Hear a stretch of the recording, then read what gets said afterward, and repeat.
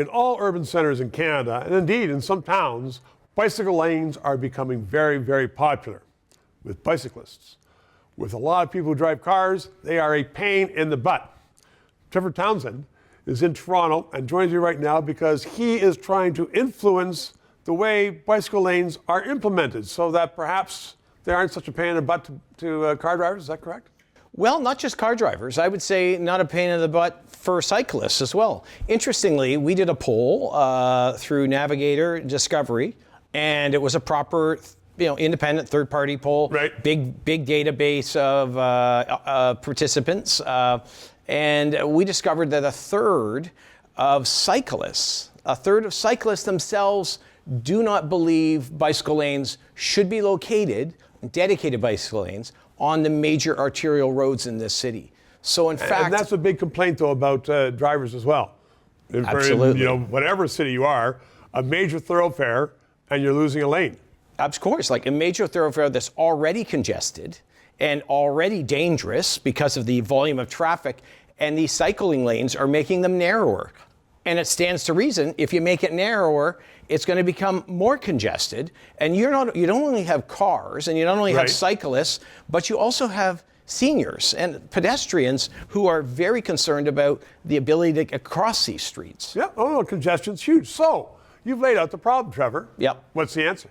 Well, we believe the answer is to step back and have an independent review outside of transportation departments, because what we're finding... They're inbred.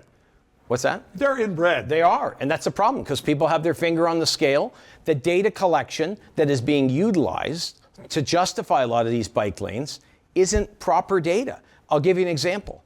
The data that's being collected isn't collected November, December through to April, so it's not collected in the winter months. But just, we're a northern climate. Right.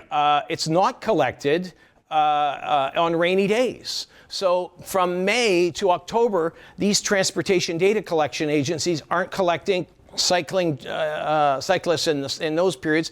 It's not being collected in July and August if the temperature is above the seasonal. And so the data is in question. But Trevor, what's the answer? If you don't have them on the major roads, do you put them on residential roads? You put them in safer places. You make the right decisions to put the bike lanes in safer places. It stands to reason. That makes sense. Okay, and it stands to reason 1.6%, according to the last major census in Toronto and across Canada, 1.6% in our area utilize bicycles to commute to work. And so you got to ask yourself, if it's 1.6% of the population utilizing bicycles on major thoroughfares, why are we giving up this much room on these streets and creating this much manufactured congestion? The question of the day, and you've got the answer. Trevor, thank you very much. 3 minutes. Justin Trudeau is now on the record as saying that social media is destabilizing, and he wants to bring in censorship to determine what can be put on and not on social media. That is wrong. Please support this station. And please add your address so I can write you a letter and thank you for supporting freedom of speech.